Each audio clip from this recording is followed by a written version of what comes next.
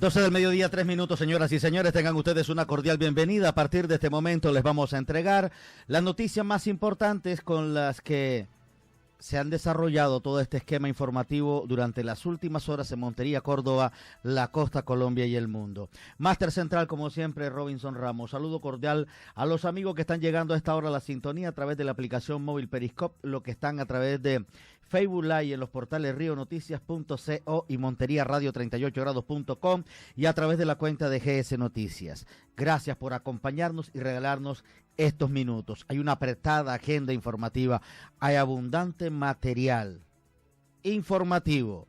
Aquí en la presentación y dirección, quien les habla, Gustavo Santiago. Bienvenidos, aquí están las noticias.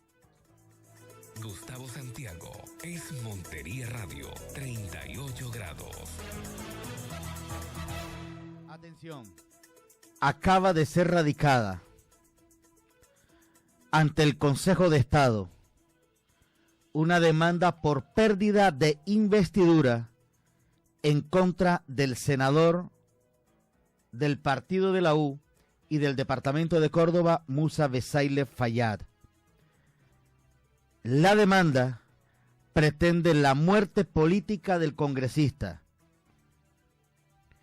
La querella acaba de ser presentada por la Red de Veedurías Ciudadanas, en la que en los próximos días aportarán elementos materiales probatorios para que se vinculen a la demanda de pérdida de investidura del congresista del departamento de Córdoba. De acuerdo con la acción legal, se aportaron elementos para sustentar que Musa Besaile habría cometido el delito de cohecho al momento de admitir en una versión libre ante la Sala Penal de la Corte Suprema de Justicia que pagó 2.000 millones de pesos al exfiscal Luis Gustavo Moreno para frenar una orden de captura en su contra por el caso de la parapolítica. Pablo Bustos, presidente de la Red de Veedurías Ciudadanas, también señaló que ante la Comisión de Acusaciones de la Cámara de Representantes radicó una denuncia en contra del magistrado Gustavo Enrique Malo para determinar si recibió alguna suma de dinero y de esa manera detener la orden de captura contra Besaile. La demanda es por el escándalo de corrupción por el pago de coimas multimillonarias al exdirector anticorrupción Luis Gustavo Moreno, que buscaba como finalidad favorecer su proceso por presuntos vínculos con el paramilitarismo, sostuvo Bustos. En los próximos días, el Consejo de Estado definirá si admite o no para estudio la demanda de pérdida de investidura en contra del senador. Hay que cumplir algunos procesos. Se presenta la demanda, ahora hay que primero determinar si el Consejo de Estado considera que está bien sustentada, bien presentada, para que pueda ser admitida para estudio. Una vez sea admitida, vendrán entonces los diferentes debates que permitan revisar el procedimiento. Y entonces establecer, en el desarrollo normal de un juicio, de un análisis, tomar una decisión de fondo. Entre tanto, el fiscal general de la Nación, Néstor Humberto Martínez, ha dicho que hubo una colecta para que el senador Musa Besaile pagara los 2.000 millones de pesos al exfiscal Moreno. Según el fiscal, la entidad que tiene a su cargo está muy adelantada en la investigación y hay varios testigos de ocasión que corroboran lo dicho por el senador Besaile, pero además asegura tener testimonios de personas que confirman que sí participaron de una colecta para pagar el dinero de esos efectos.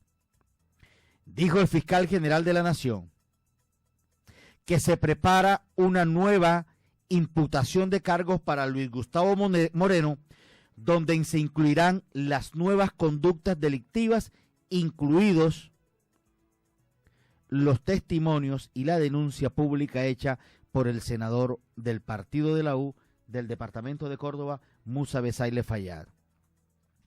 Los magistrados deberán responder ante la justicia, ha dicho el fiscal general de la Nación al referirse al caso de Musa Besaile. La iniciativa investigativa de la Fiscalía General de Colombia estaba bien encauzada, que estamos iniciando investigaciones que son promisorias, que tienen futuro y que va a haber justicia en todos los sectores de la sociedad en búsqueda de poder doblegar la corrupción en nuestro país. ¿Se pagaron a quiénes se les repartió esa plata? ¿A otros magistrados? Bueno, se trata de investigaciones que estamos haciendo conjuntamente con la Corte Suprema de Justicia, que muestra que esos dineros se dieron, que se pagaron y que habrían tocado las puertas de la Corte Suprema de Justicia. ¿Hay otros magistrados involucrados, inclusive actuales, de la sala penal? Usted siempre hace unas preguntas para abortar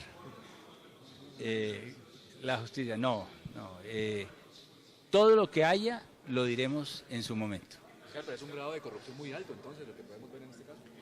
Hace más de 6 meses dije que espero que el principal legado de esta fiscalía sea la limpieza del Poder Judicial en Colombia, porque si la sal se corrompe, no es posible doblegar la corrupción en nuestro país. ¿Cero posibilidades, fiscal, de que, como en el caso de Musa Besaile, a la hora de con víctimas en todo este tipo de discusión? No, hemos venido trabajando de la mano con la Corte con evidencias. La Fiscalía, por supuesto, en su primer paso en la lucha contra la corrupción judicial, ha llegado a los tribunales, como ustedes lo han visto, y cuando inició un proceso de negociación con Alejandro Lyons, alimentó la posibilidad de obtener evidencias que pudieran demostrar que habría habido casos de corrupción que habrían llegado al máximo órgano del Poder Judicial. Cuando eso lo descubrimos y Lyons desde Miami en esa aproximación con la Fiscalía dijo que esta podía ser una posibilidad, el fiscal general de la Nación dijo, ese sí es un tema que puede importarle a la justicia y a la sociedad colombiana, y por esa razón invitamos al Departamento de Justicia de los Estados Unidos, pero fue la Fiscalía colombiana a que acompañara este proceso, y lo hemos venido desarrollando con el gobierno americano de muy buena forma y de muy buena manera. Fiscal General de la Nación, Néstor Humberto Martínez. Recordemos que en desarrollo de la declaración entregada por parte de Musa Besaile, senador del partido de la U, se menciona al ex senador conservador Julio Mansur Abdala, de quien se dice en esa declaración habría sido también objeto de un intento de extorsión, manoseo, proposición de un negocio para tratar de frenar una orden de captura, como en efecto finalmente ocurrió contra el excongresista. El ex senador, mencionado en esa declaración que entregó el senador Musa Besaile como aparente víctima de exigencia de dinero del abogado Luis Gustavo Moreno, se refirió a las propuestas que le hizo el exfiscal anticorrupción. Reconoció que el jurista intentó contactarlo por intermedio de una persona cercana. Sin embargo, dijo, la propuesta de ese diablo yo no la acepté, lo que dijo el senador Julio Mansur a los medios nacionales. Si se estaba dando una grabación, se oyera algo de lo que estaban hablando mientras le pedía plata o le pedía que contactara a Gustavo Moreno para arreglar su proceso de tener la orden de captura a Musa Besaile. Esto es realmente indignante. Lo mismo de un libro, y se sabía perfectamente que lo llevaban a Musa Besaile allí para que pudiera Gustavo Moreno hacer un primer acercamiento y decirle, me interesa mucho su caso, sé que puedo ayudar en su caso, y luego con Pinilla también las recomendaciones que había y demás. De verdad esto ha llegado a un punto de mafia. Sospechoso, si se quiere. Precisamente el senador Julio Mansur Abdala del Partido Conservador. Ahora bien, él asegura que en la primera llamada que tiene para hacer un contacto directo, se le advierte que le van a poner preso, que él podía frenar todo. Como le dije que no, se vio el resultado de ir a la cárcel. Y aquí queda un tema bien importante. Mi hijo, se refiere a Guadí Mansur, el ex senador Julio Mansur, se reúne con él, con Moreno, le pide una suma de dinero muy grande y le dice que si hubiese aceptado antes, todo habría sido más barato. Mansur sostuvo que luego de rechazar las propuestas de Moreno para hacer su defensa y no ir a la cárcel por un proceso de parapolítica, en diversas ocasiones sus familiares tuvieron que escuchar decir que por esto fue judicializado y puesto en prisión. Aquí hay un hecho para analizar muy someramente.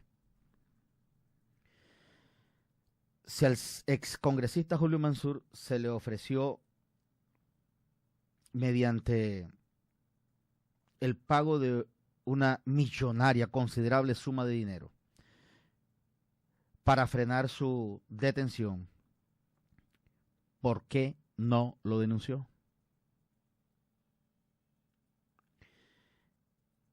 ¿Está enredado su hijo Guadí también en este tipo de situaciones? Porque es que dice que su hijo se reúne con Moreno y Moreno le pide una suma de dinero muy grande y le dice, si hubiese aceptado antes todo habría salido más barato. Ya después de estar detenido su padre, ¿por qué no se denunció? No es un tema de poca monta. Por eso la Corte Suprema de Justicia, por eso la Fiscalía ha compulsado copias para que se escuche a Julio Mansur y se empiecen a esclarecer algunos ejes, puntos, lazos, nudos que hay dentro de esta historia. Aquí el tema no está en si yo sabía, es que a mí me presionaban, es que a mí me extorsionaban. Aquí la respuesta era, si yo sé que nada debo ni nada temo, ¿por qué tengo que acceder a ese tipo? Primero de reuniones y segunda, para el pago o aceptar la intención de pago de una extorsión que a todas luces se estaba haciendo con congresistas del departamento de Córdoba. Es allí donde está precisamente el tema. Es allí donde está precisamente el gran interrogante. ¿Por qué no se hicieron las advertencias? Algunos dirán, no, es que había temores, que se trataba del fiscal, que se trataba del fiscal general, es que estaba detrás magistrados de la Corte Suprema de Justicia, como lo quiera ver y desde cualquier punto de vista, hay una comisión de un hecho que no está dentro del orden legítimo.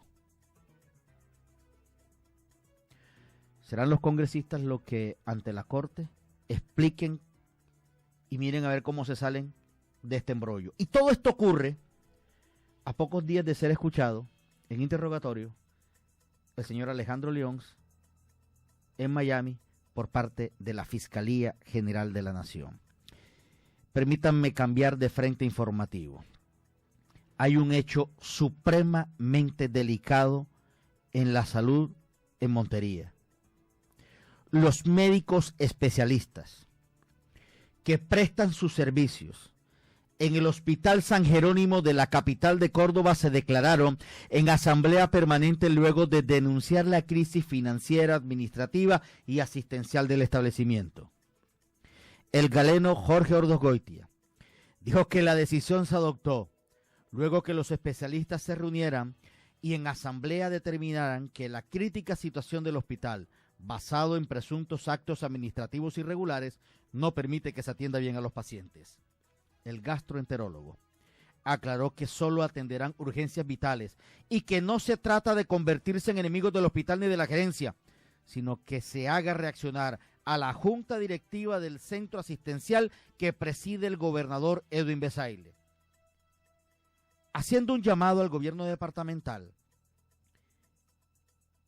el médico Jorge Ordosgoitia pide que sea el propio gobernador del departamento de Córdoba, Edwin Besaile, quien se ponga al frente de esa situación. Asegura, hoy el tema es crítico y no puede pasar por alto una delicada situación administrativa, financiera y laboral. Lo que dijo aquí en Montería Radio 38 grados esta mañana bien temprano en el programa Debate 7 AM el médico Jorge Ordóñez. De asistencia masiva en el día de ayer, de declararnos en asamblea permanente. Pero es que la obligación nuestra es la de atender de manera adecuada a nuestros pacientes. No podemos seguir conectando los médicos del Hospital San Jerónimo y demás trabajadores a una administración indolente y a un Estado indolente en materia tan grave como es la salud. Materia fundamental para el desarrollo de los pueblos, desarrollo material, biológico, espiritual, ético.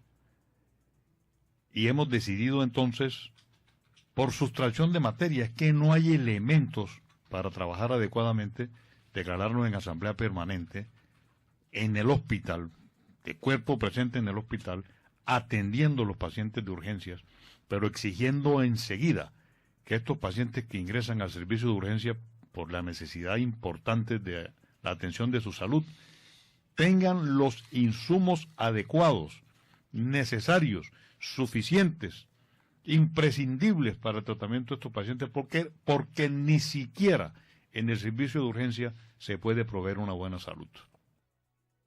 Oficio no es que la gerente salga del hospital, pero sí que asuma con responsabilidad administrativa, indicó el profesional de la medicina. Fue mucho más allá. En esa explicación abierta de lo que los médicos especialistas consideran motivan la grave crisis hospitalaria en la ciudad de Montería, aseguró: en el Hospital San Jerónimo se debe acabar con ese cuentecito de pedir porcentajes por pagos de cuentas. Desde esta emisora virtual, los voceros especialistas del Hospital San Jerónimo de Montería expresaron sus molestias por los desaciertos administrativos y financieros que han sumido en una crisis el establecimiento. Por eso he dicho que quien llega al hospital debe llegar con la iniciativa exclusiva de trabajar por el Hospital San Jerónimo de Montería, que no es una unidad de negocio más, que no es una escalera por donde alcanzar de una manera corrupta o de cualquier otra forma bienes económicos. Por eso decía, tiene que acabarse el ruido de los porcentajes, de los contratos leoninos, de las nóminas paralelas. El gerente tiene que gerenciar, y tiene que gerenciar con un mínimo de personal que sea el adecuado y suficiente para que la institución trabaje, para que la institución funcione, y no puede haber una separación entre gerencia y asistencia. Tiene que haber siempre una unidad de criterio, tiene que haber siempre una unidad de manejo de la parte asistencial, porque nosotros somos los que verdaderamente conocemos cómo funciona la parte asistencial del hospital. Y vuelvo y repito, los médicos es que nos interesa que el hospital funcione. Nosotros estamos haciendo las denuncias, pero los correctivos tienen que tomarse. Y quien toma el correctivo tiene que ser el gobernador y la junta directiva. Quien toma el correctivo tiene que ser, lógicamente, la gerente del hospital. Si la gerente del hospital reasume sus funciones como debe ser, con unas condiciones éticas, morales, de eficiencia laboral, trabajando por el hospital, despojándose de todo criterio burocrático, nosotros los médicos somos los primeros que estaremos en consonancia con esa idea. Insistir en que se debe acabar el cuentecito de estar pidiendo porcentajes para poder pagar cuentas, ruidos que hacen en el Hospital San Jerónimo de la ciudad de Montería, se refirió también a que no hay conciencia a la hora de contratar personal administrativo donde figuran familiares, cuñados, primos de directivos y que según sus palabras desangran el hospital. Dijo que mientras se engorda el personal administrativo ocurre todo lo contrario con el personal médico, que es el deber ser del hospital para atender a los pacientes correctamente.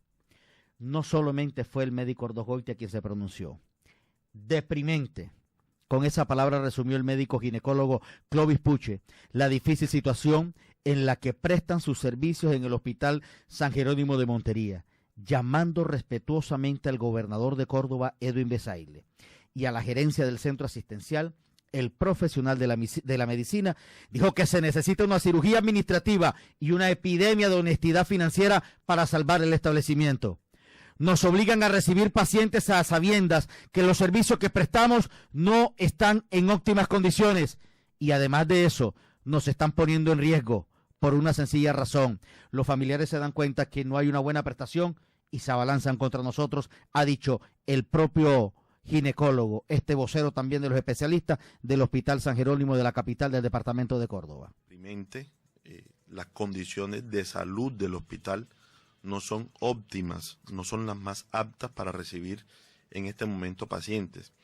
Y muchas veces nos tratan desde la parte administrativa, nos obligan a recibir pacientes a sabiendas de que los servicios no cuentan con la suficiente estructuración desde el punto de vista físico, desde el punto de vista de insumos, como ya decía el doctor Jorge Dogoitia, lo que obliga a que nosotros hagamos una mala atención, y eso trae como consecuencia resultados no favorables en el proceso de enfermedad de estos pacientes. Y eso nos ha conllevado a que se represen cirugías, se represen procedimientos de urgencias, cuando los familiares de los pacientes se dan cuenta de que no se le están haciendo las diferentes órdenes médicas, las diferentes exámenes, los diferentes paraclínicos. Lógico, ellos toman una conducta muy agresiva, lo que eso nos pone a nosotros en una situación, digamos, de peligro, porque al hospital llegan personas que uno, independientemente de las condiciones, se dan cuenta de que sus familiares, sus pacientes, no tienen la suficiente mejoría o una atención como ellos esperarían, y eso nos pone a nosotros, digamos, en un enfrentamiento a diario con estos familiares, y en parte con razón, porque El médico ginecólogo del Hospital San Jerónimo de la ciudad de Montería reconoce que efectivamente los familiares se ponen agresivos ante la maniatada forma como ellos tienen que prestar los servicios médicos, pero fue mucho más allá. En su campo, la ginecología, ha dicho, la sala de partos y maternidad da vergüenza, no tiene condiciones sanitarias y están exponiendo a cualquier tipo de infección a la madre o al recién nacido.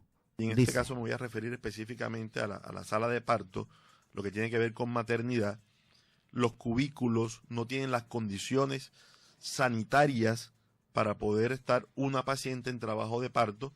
No hay un lavamano que esté en buen servicio, los sanitarios están en mal servicio.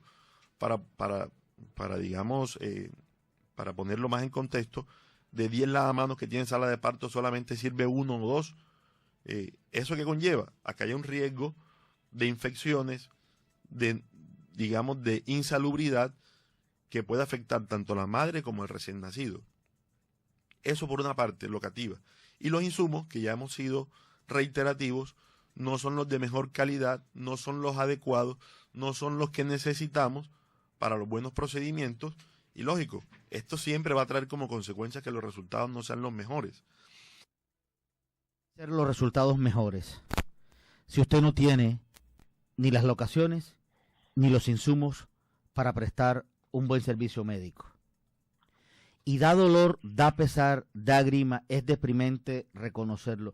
No quisiéramos ni siquiera utilizar el término, pero lastimosamente se volvió popular y viral entre el lenguaje que utilizan los mismos pacientes. Hemos llegado al moridero de la ciudad de Montería. Y es de allí donde se empieza a desdibujar la imagen de un médico. El médico no tiene con qué prestar un buen servicio. El familiar del paciente, ¿qué cree cómo va a reaccionar? Lo primero que le dice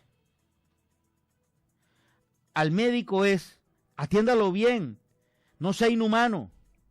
Y el médico sin insumos. Pónganse en una escena donde hay una crítica situación de atención médica.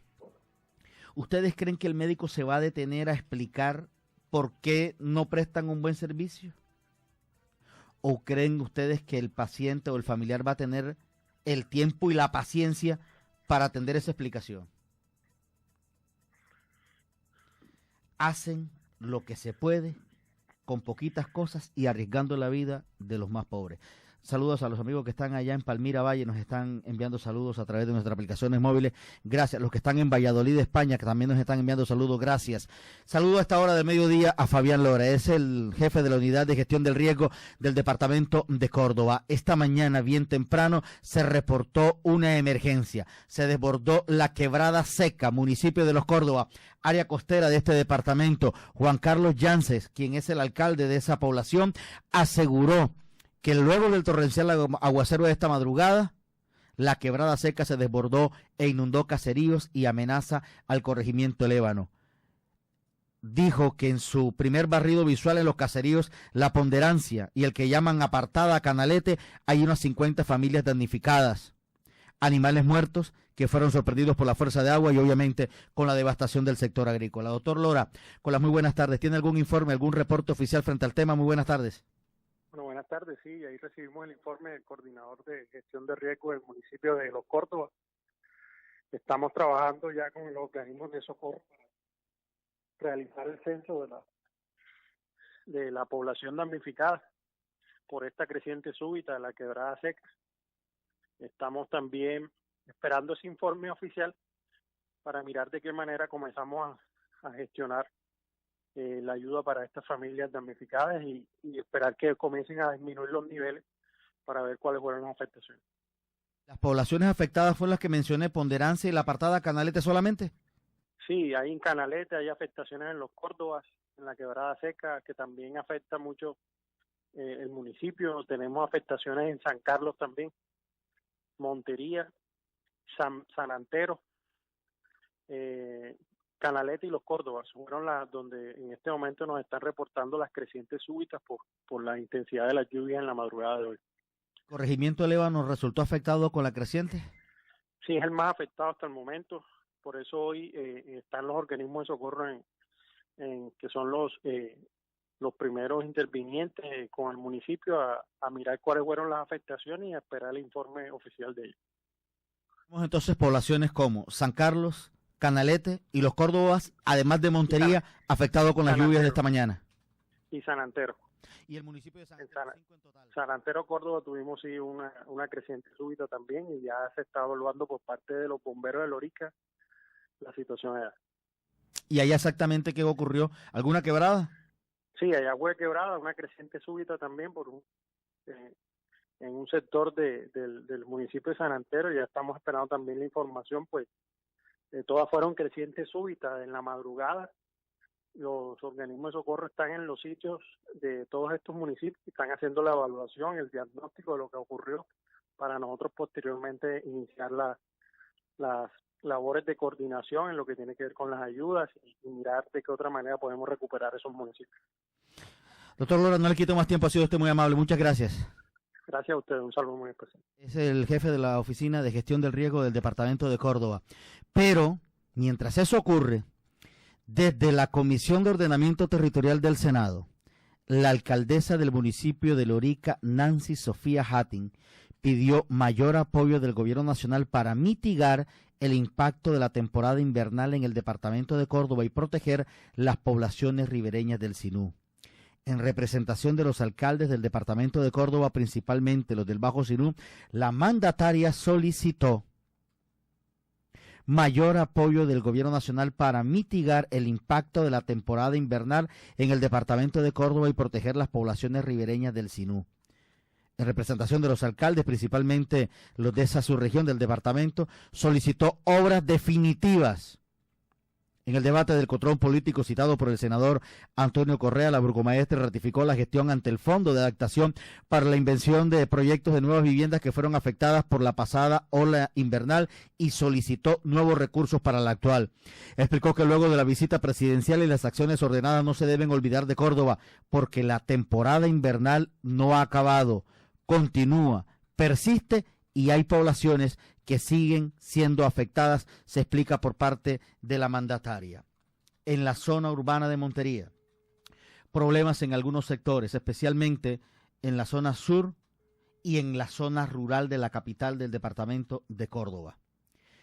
En la zona rural del municipio de Montería hoy se ha hecho una evaluación, un recorrido por parte del gobierno municipal en cabeza del secretario de gobierno Salín Guisáiz, a quien saludo a esta hora de mediodía. Secretario, en esa evaluación, después del fuerte aguacero de hoy, ¿en qué condiciones está la zona rural de Montería? ¿Cuáles son las áreas afectadas? ¿Y qué están pensando ustedes como forma de diseñar para mitigar lo que se ha venido con esta nuevo torrencial aguacero y reactivación de las lluvias?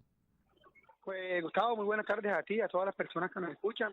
Bueno, Gustavo, hemos tenido bastantes afectaciones en diferentes partes, casco urbano y zona rural de Montería. Estamos atendiendo poco a poco todas esas peticiones que nos han llegado a las personas pidiéndonos auxilio, ayuda para mitigar estas inundaciones. Se ha hecho diferentes visitas en Montería, en los diferentes barrios, y también ya se comenzó las visitas en la zona rural, donde hemos tenido un desbordamiento en la vereda El Tigre. Eso pertenece pues aquí a la zona rural de Montería, y creo pues que estamos en esa visita técnica para mirar qué obras se podrían hacer para mitigar el riesgo de inundación futura a estas poblaciones que se ven tan afectadas. Lo mismo también sucede en Nuevo Reino, que es la zona rural de Leticia, donde también hemos tenido bastantes problemas con inundaciones de todas esas personas.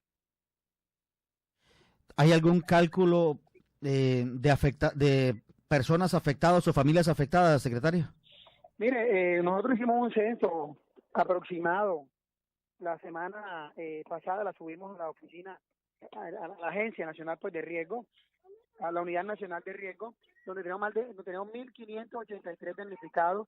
Prácticamente estos damnificados son los mismos que se vuelven a inundar cuando hay estos fuertes aguaceros, Gustavo, aguaceros que pasan los 60 milímetros, que fueron dos aguaceros prácticamente de seguidos. Ayer en la tarde y hoy en la madrugada. Entonces, en la ciudad de Montería son estancamientos temporales de agua. Esto pasa muy rápido. Los problemas pues sí son en la zona rural, donde las aguas demoran para salir. Caso de Nuevo Reino y el caso también pues de Sierra Chiquita, donde tenemos también inundaciones donde las personas. Secretario, ¿algún tema especial con camellones en la zona rural? Mire, Gustavo, hoy salimos de toda la mañana de una mesa de trabajo de la mano con la CBS, con las diferentes alcaldías del departamento de Córdoba, asimismo la Procuradora Agraria, el IGAT, tuvo la Agencia Nacional de Tierras también, donde nos comprometimos como alcaldías, como las alcaldías, a hacer unos inventarios para identificar cuáles son los camellones que presuntamente nosotros conocemos y que la CBS también tiene, que estén causando alteraciones al flujo de agua y causen inundaciones. Nosotros vamos a hacer el inventario por parte de la Secretaría de Planeación, se encargará de este inventario. Asimismo, ya después, por medio de una mesa de trabajo, se realizará pues, el estudio técnico de ver qué se tiene que hacer por parte de la autoridad ambiental, que es la que, al fin y al cabo, toma la decisión si de la legalidad de estos terraplenes o camellones. ¿Qué decirle a los amigos del Limonar? Volvieron a negarse con una situación en la que se habían advertido algunas obras. ¿Qué pasó allí? Gustavo, el alcalde está haciendo seguimiento. Ha dicho el alcalde que nos pongamos en contacto de una vez con las personas de Vía de las Américas. Eso pues lo vamos a hacer de manera inmediata para ver porque no han cumplido los compromisos adquiridos con el personal de Limonar, Bonanza y los diferentes barrios, asimismo también con los compromisos adquiridos con la alcaldía de Montería. Entonces, le haremos un llamado a estas personas para que cumplan lo prometido y estas personas no se vean afectadas por las inundaciones. Feliz tarde. Gracias a ti. El secretario de Gobierno del municipio de Montería, las afectaciones en la capital del departamento de Córdoba que no son de poca monta. Cambiamos de frente informativo. En materia deportiva, James viajó con Colombia y lo van a esperar hasta último minuto. Eso ha dicho el profesor Peckerman tras partir precisamente a territorio venezolano, donde se enfrentarán con el seleccionado Vinotinto en un partido crucial para Colombia a manera de ya empezar a tener forma e instalarse entre los clasificados para el Mundial de Rusia. Entre tanto, la Corte Suprema de Justicia acaba de informar que va a llamar por el denominado cartel de la toga a declarar al fiscal Moreno y al abogado Pinilla, esto después de las declaraciones hechas por parte del senador del departamento de Córdoba, Musa Besaile. Miguel Ángel López, el Superman López, ganó la etapa 11 de la Vuelta a España. Es el colombiano que sorprendió precisamente en el último kilómetro para ganarse la etapa número 11 de la Vuelta a España. Esteban Chávez desciende un puesto, es tercero en la clasificación general, se ha indicado por parte de los organizadores de la Vuelta a España. Hechos importantes de las últimas horas para el caso del departamento de Córdoba. Y digo del departamento de Córdoba porque tiene incidencia. El Tribunal de Aforados, óigase bien a esto, no podría revivirse en la reforma política.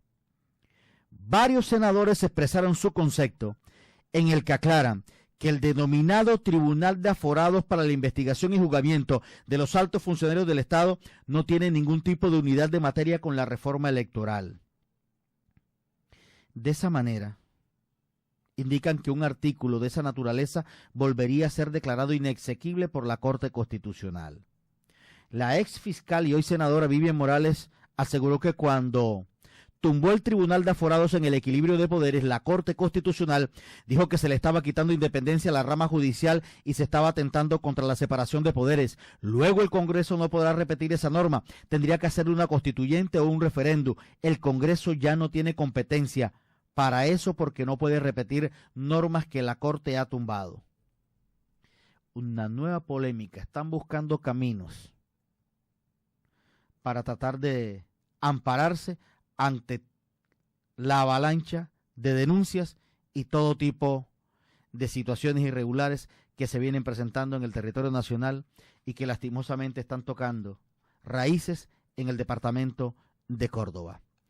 Hechos importantes para el cierre en este servicio informativo.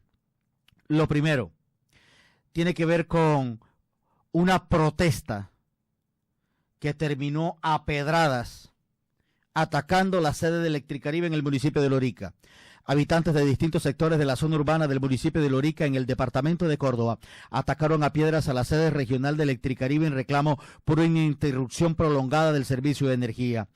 Lo que inició como una manifestación de protesta terminó con el ataque a la infraestructura de la oficina, que sufrió daños en sus ventanas, puertas y otros objetos que dejaron bajo la lluvia de piedras. Denunciaron los manifestantes que desde ayer, 29 de agosto, hubo una interrupción del servicio de energía en barrios como San Gabriel y áreas aledañas, y todavía en la mañana de este miércoles no se había restablecido el servicio de electricidad. Aseguran ellos que allí comenzó la protesta y otros terminaron apedreando la sede administrativa de la empresa Electricaribe en Lorica. El 3 de octubre, el Tribunal Superior de Bogotá ha fijado como fecha la imputación de cargos contra el exgobernador de Córdoba, Alejandro Lyons, quien deberá responder por 20 delitos relacionados con hechos de corrupción en el manejo de regalías durante su administración. Según la Fiscalía, Lyons asistirá a la diligencia vía teleconferencia desde Estados Unidos, dado que las autoridades americanas lo requieren en calidad de testigo en contra del exdirector de la Unidad Anticorrupción de la Fiscalía, Luis Gustavo Moreno. Punto 1. El hombre no viene a Colombia. Por teleconferencia, el exgobernador tendrá que comparecer ante el tribunal para que le sean imputados los delitos por los cuales es investigado.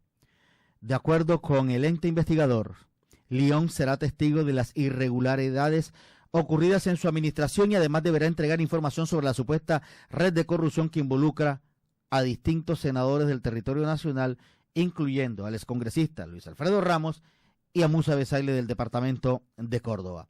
La Fiscalía pedirá cárcel para el exmandatario y estará en Estados Unidos hasta que concluya su proceso de colaboración con el Departamento Antidrogas de Estados Unidos, DEA.